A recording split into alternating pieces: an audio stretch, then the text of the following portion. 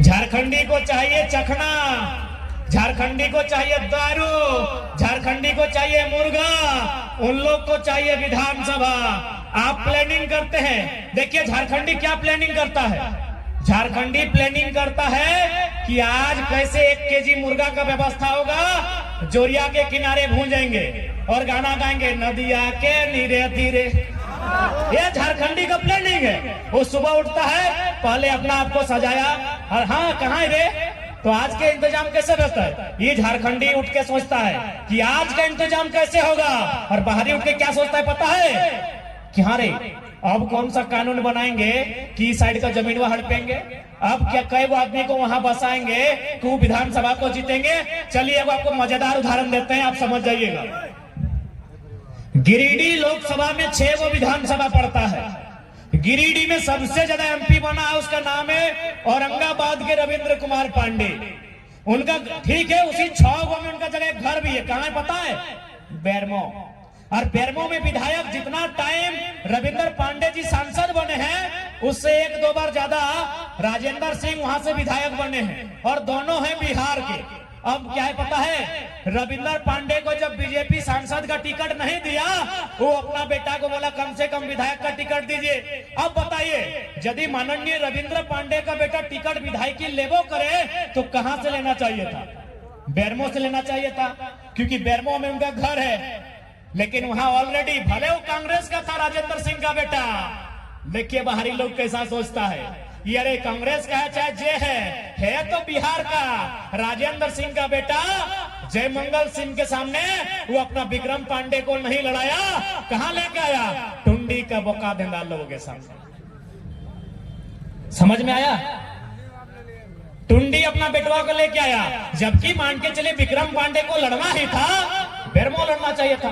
बेरमो उनका घर है, बेरमो में उनका वोटर आईडी है। यदि माननीय विक्रम पांडे को लड़ना ही चाहिए था, क्योंकि वो रविंद्र पांडे का बेटा थे और रविंद्र पांडे 5 बार सांसद थे, तो बेरमो में लड़ते। लेकिन बेरमो में कैसे लड़ेंगे? चचा भतीजा, भले आप कांग्रेसी बीजेपी कीजिए। ये देखिए बाहर के लोगों का प्लानिंग क्या है कि एक बाहरी विधायक के सामने अपने बेटा को विधायकी में नहीं उतारा, क्योंकि वहां जानता है कि बेरमो में लोकल का वोटर ज्यादा है, लेकिन उनमें चेतना नहीं है। अगर दोनों टकरा जाएंगे एक लोकल जीत जाएगा, ऐसा उन लोग सोचता है। कोई पार्टी में रहे, कांग्रेसी रहे चाहे भाजपा ही रहे, बाहर का आदमी कैसा सोचता है और झारखंड का आदमी कैसा सोचता है देख लीजिए। आप बेरमो विधानसभा में सुनील दा है, पूछ लीजिए, पूजा भी वहीं की है, उसी क्षेत्र की वोटर कार्ड है हमारी कोषाध्यक्ष पूजा कुमारी। जब वहां लोकसभा चुनाव होता है, बेरमो वाला भाजपाई बन जाता है, और विधानसभा में वही भाजपाई कांग्रेसी बन जाता है। आज तक उनका गणित नहीं समझ पाए हैं, और अपना जान जोखिम में डाल के कितना समझाए। यदि और राम जी की लड़ाई भी जमीन का, राम जी की भी लड़ाई जमीन का, और भगवान बिरसा की भी लड़ाई जमीन का।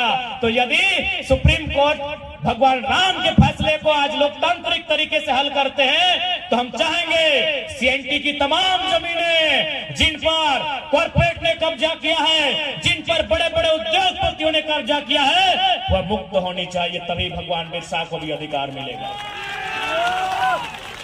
हमने क्या गलत कहा भैया बताइए? हमने कोई गलत बात रखा क्या? हमने कोई गलत आर्गुमेंट पेश किया? नहीं। भगवान बिरसा की लड़ाई भी जमीन के टुकड़े के लिए थी, उनके मरणोप्राण थी। 1908 में सीएनटी का कानून बना है, तो सीएनटी कानून में आने वाली तमाम जमीनें सबसे पहले, चाहे एफसीआई रहे, चाहे हार्ल रहे, चाहे कुछ भी रहे, खाली करनी चाहिए कि नहीं। अरे डीजे वाले साउंड को बंद करें, डीजे वाले साउंड को बंद करें। अरे बजवा धीमा उसको, डीजे से ज्यादा दम टाइगर की आवाज में, जोर से बजाओ। जब भाई भाई में बंटवारा हो चुका है और यदि छोटा भाई अपने बंटवारे के पक्ष में खड़ा है, ये कौन सा बाहरी बिक्री है बताइए? मतलब हम आपके लिए अच्छे कब हैं? जब आपकी जमीन दे दे, हाँ झारखंडी अच्छा है। राज सिन्हा को विधायक बना दे, झारखंडी अच्छा है। जब हम विधायक बनने जाए, झारखंडी बारी बिक्री करता है। नहीं, हम उनको पूरा ढांगी का जमीन देते, हाँ झारखंडी बढ़िया है, भोला भाला है, बड़ा अच्छा इंसान है। अरे भाई, इसलिए आज झारखंड की लड़ाई, झारखंडियत की लड़ाई, ये आपको समझना होगा। यदि आप नहीं समझते हैं तो याद रखिएगा, अभी तो धनबाद विधानसभा और झरिया विधानसभा गया है, अब ये देख आगे क्या होगा। झरिया का वोटर सिंदरी में आया है, झरिया का वोटर सिंदरी में आया है, नए करने से भी 50,000 आया है। अनुमान कर लीजिए अब अगला विधानसभा कौन सा होगा। बागमारा में हमारे एक बड़े भाई हैं, उनको भी टाइगर कहा जाता है, लेकिन मजा ले कुछ बोले तो एक दिन हम बोले हाँ दादा कहे कुछ नहीं कहा है, तो ये नुनुआ चुप करना रे, बाहरी के लाख वोट ज्यादा है रे, यदि कुछ कहे तो हार जी रे। ये बागमारा के टाइगर वाले विधायक का बयान है, यानी झरिया धनबाद के बाद सिमरी भी जाएगा, बागमारा भी जाएगा। 4 गो विधानसभा 2034-2039 का चुनाव आते आते झारखंडियों से छीन जाएगा। अगर हम जिंदा रहें, आप जिंदा रहें, उस समय वीडियो निकाल के देख लीजिएगा। यानी यहां में से कोई ऐसा नहीं है जो ससुर के चेहरा देख के बेटी के कन्यादान करवा, तो फिर नरेंद्र मोदी के राहुल गांधी देख के एमपी के चुनाव कैसे होते बताओ। जब ससुर के देख के बेटी कन्यादान नहीं कर सकल है, तो माननीय नरेंद्र मोदी और माननीय राहुल गांधी के नाम पे धनबाद और गिरिडीह और हजारीबाग के एमपी चुनाव कहे रहते। आपकी क्या योग्यता है, आपकी क्या क्षमता है, आपकी क्या काबिलियत है, इस बात को बताइए। अब आप कहेंगे कि भाई आप हर एक एमपी को नकार रहे हैं, तो एमपी कैसा होना चाहिए। तो आज हम जिस जगह में खड़ा है, यही गए एमपी थे कॉमरेड ए.के. राय, ऐसा एमपी होना चाहिए। आज हम जिस मिट्टी में खड़े हैं, इस मिट्टी का नाम है धनबाद लोकसभा। इसी मिट्टी में एक सांसद हुआ करते थे, उनका नाम था कॉमरेड ए.के. राय। अगर एमपी होना चाहिए तो ऐसे नहीं, कॉमरेड ए.के. राय जैसा, जिसने 1 ग्रेड फर्स्ट क्लास की नौकरी को छोड़ा, एक संपन्न परिवार, एक संपन्न परिवार का व्यक्ति एक कुटिया में रहा, और जो एमपी के रूप में जो पेमेंट मिला उसको भी राष्ट्रपति फंड में रिफंड भेजा। ऐसा एमपी होना चाहिए। लेकिन हमारा एमपी कौन है? माननीय श्री पीएन सिंह। आज लोग बोलते हैं कि आप बाहरी बिक्री करते हैं। मैं मीडिया बंधुओं के सामने से स्पष्ट कहूंगा कि झारखंडी लोग बाहरी बिक्री नहीं किया है। अरे पीएन सिंह को यहाँ का मंडल भी वोट दिया है, मांझी भी दिया है, महतो भी दिया है, मियाँ भी दिया है। विनोद बाबू जब खड़ा हुए कई को बाहरी दिया था बताइए तो जी। हाँ बताइए ना।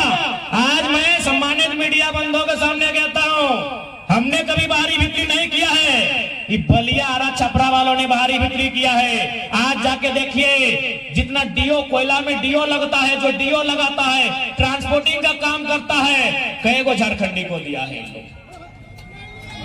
अरे धनबाद तो छोड़िए, हमने गिरिडीह लोकसभा में एगो औरंगाबाद के रविंद्र पांडे को 5 बार एमपी बनाया। अब विनोद बाबू को 1 बार नहीं बना पाए और बाहरी बिक्री का तेल हमको लगाते हैं। हाँ, अब बाहरी बिक्री की बात हमसे करते हैं। जिस दिन धनबाद विधानसभा में, जिस दिन धनबाद लोकसभा में यहाँ का कोई खतियानी, मियाँ, मंडल, मांझी, महतो, ये बाहरी लोग वोट देके जिताएगा, हम कहेंगे आप बाहरी बिक्री नहीं करते। 8 लाख वोट पीएन सिंह का था। क्या सब बिहारी यूपी वाला दिया था? क्या झारखंडी नहीं दिया था? अभी खोले बोलियापुर के बूथ को। आप ही बताइए बाहरी बिक्री कौन किया है? बताइए, आप बताइए बाहरी बिक्री कौन किया है? रांची भी लोकल सीट है, वहां से एक हरियाणा का आदमी संजय सिंह एमपी बनता है। हजारीबाग लोकल सीट है, 5 गो में 4 गो विधानसभा लोकल है, वहां के एमपी एक बिहार का आदमी बनता है।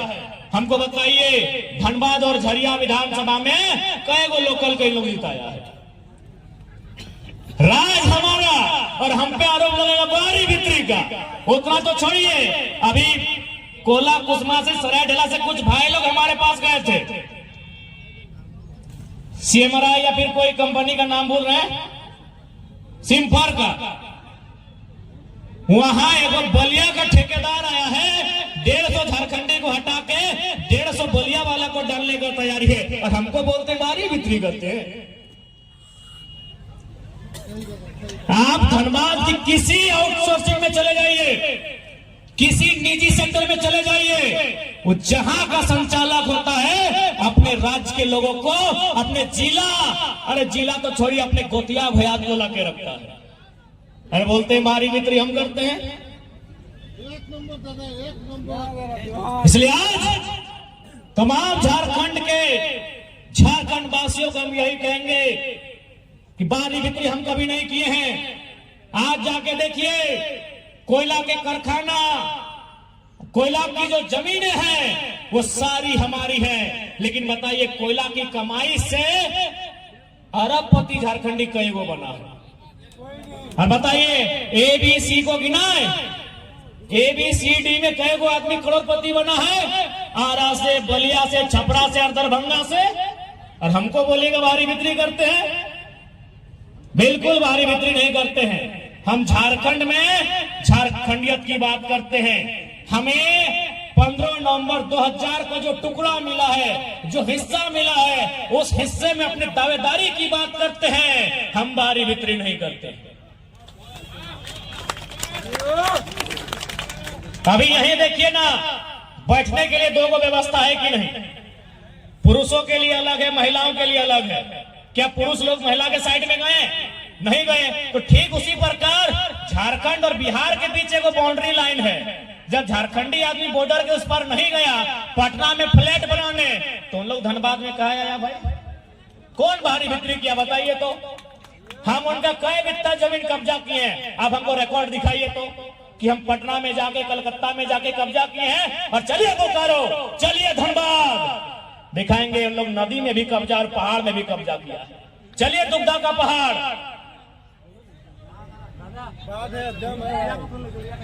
अब यही जोरिया है। बताइए हमें 1 इंच कब्जा कहीं दिखाइए।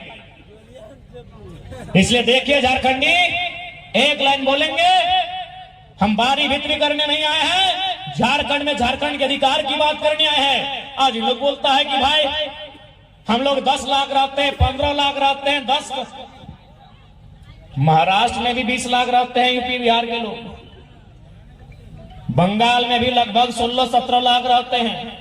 तो जाइए ना दीदी से और वहां ठाकरे जी से अधिकार मांग के दिखाइए,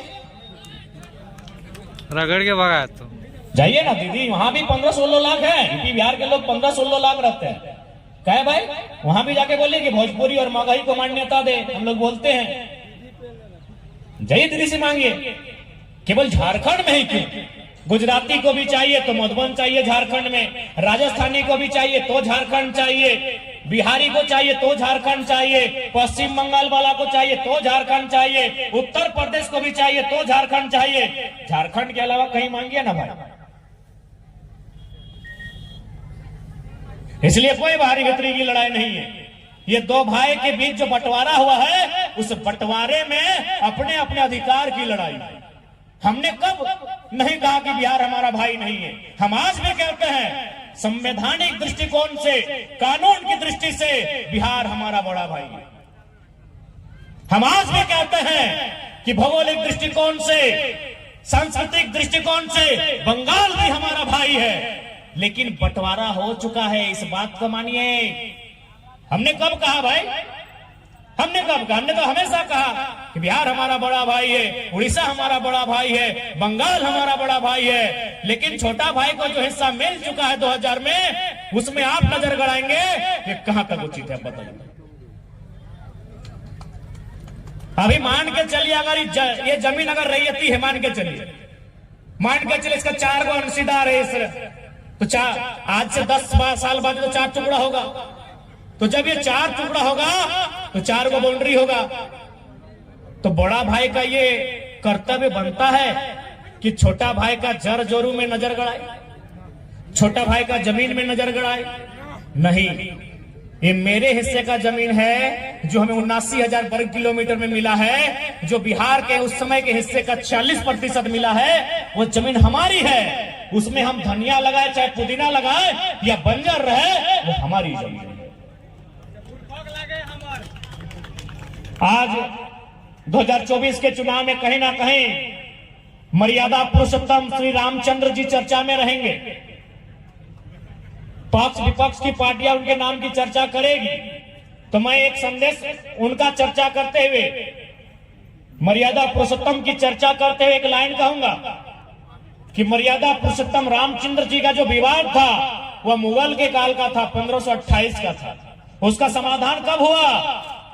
आज संवैधानिक राष्ट्र में, आज कानूनी मान्यता प्राप्त राष्ट्र में। कहां से हुआ? सुप्रीम कोर्ट के जजमेंट से हुआ। जब मुगलों के काल की समस्या का समाधान सुप्रीम कोर्ट के माध्यम से अगर लोकतांत्रिक देश में हो सकता है, तो भगवान बिरसा का भी इंसाफ क्यों नहीं मिलना चाहिए?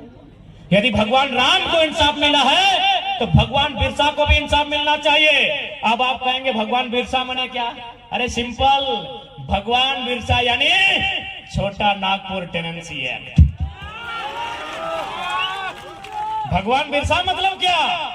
CNT कानून 1932 का खतियान। अब आप कहेंगे कैसे? अब आप कहेंगे कैसे? तो इतिहास पढ़ने वाले हैं आप। CNT कानून क्यों बना? भगवान बिरसा मुंडा की शहादत के बाद बना, उनके आंदोलन के बाद बना। उनका आंदोलन क्या था? दिकुओं से। दिकु मने क्या? जो इस भूभाग में रहने वाली भाषा को नहीं जानते, जो इस भूभाग में रहने वाले जंगलों पर्वतों पहाड़ों को नहीं जानते, जो इस विभाग के फसलों को नहीं जानते, जो बोली चाली व्यवहार को नहीं जानते, वो दिकु हैं। और भगवान बिरसा की लड़ाई दिकुओं के खिलाफ थी कि हमारे जमीन पर, हमारे जंगल पर उनका कब्जा ना हो।